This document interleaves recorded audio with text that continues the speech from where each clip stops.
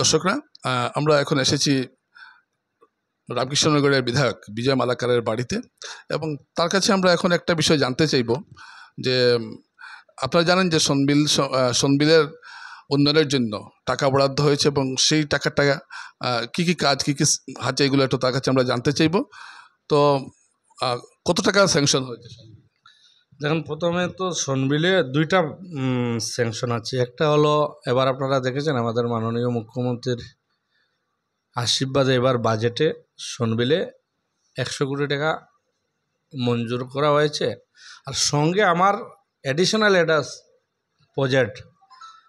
Proposal ছিল মাননীয় মুখ্যমন্ত্রীর কাছে যে সনবিলে একটা পার্ক বানাবো, আমি এটা উন্নত মানের একটা পার্ক বানাবো আর একটা গেস্ট হাউস বানাবো।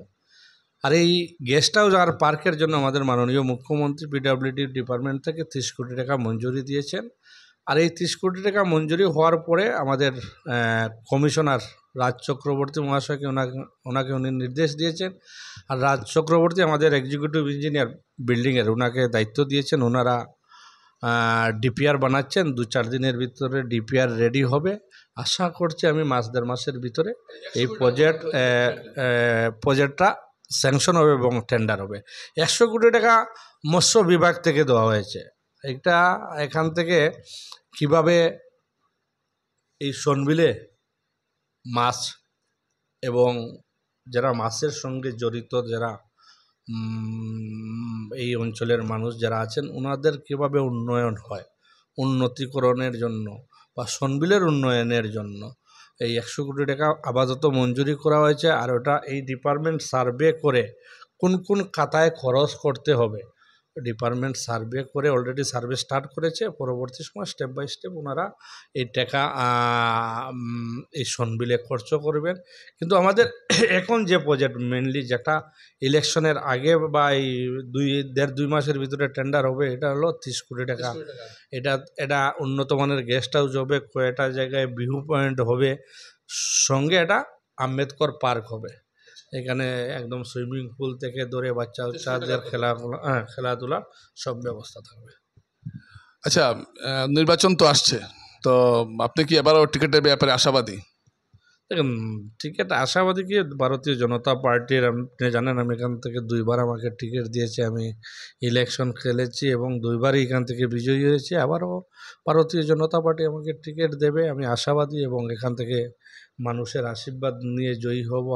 আপনি দেখবেন, আমি যদি 2019-এ প্রথম ইলেকশনে যখন খেলি বা ইলেকশনে আমার ডিফারেন্স ছিল এখানে 24,000। পরবর্তী সময় 2021-এ আমি ইলেকশন খেলেছি, ডিফারেন্স হয়েছে 46,000। এবার এমপি ইলেকশনে এখান থেকে আমি 73,000-এর লিড দিয়েছি। আপনারা দেখবেন এবার যে পঞ্চায়েত ইলেকশনের যে রেজাল্ট রাতাবাড়িতে তো স্বাধীনতার পরে হয়েছে, 24টা এপি ভারতীয়, মানে 23টা এপি।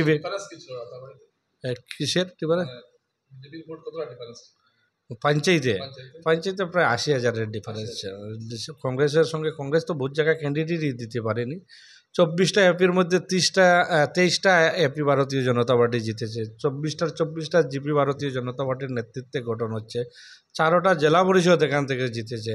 সবচেয়ে বড় কথা, একটা 82% মাইনরিটি জেলা পরিষদ। মাইনরিটি ভোট আপনি কীভাবে আনেন? মাইনরিটি ভোটটা অনেকে বলেন আপনি ভয় দেখিয়ে আনেন, এটা ঠিক নাকি?